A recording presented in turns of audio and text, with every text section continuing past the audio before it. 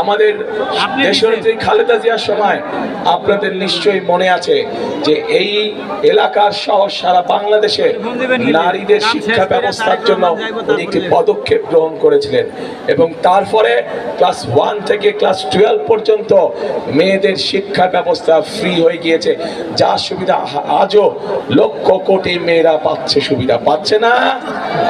মেয়েদের শিক্ষা ব্যবস্থা ফ্রি, কিন্তু গত 20 বছর ধরে এই মেয়েরা আজ অনেকেই মাতে পরিণত হয়েছে, কিন্তু শিক্ষার আলো তাদের কাছে আছে।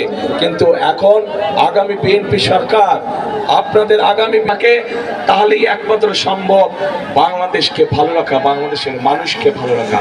কৃষক ভাইরা সারাদিন হাড় ভাঙা পরিশ্রম করে এবং তাদের পরিশ্রমের ফলেই সারা বাংলাদেশের মানুষ দুবেলা তিনবেলা ভাত খেয়ে বেঁচে থাকে।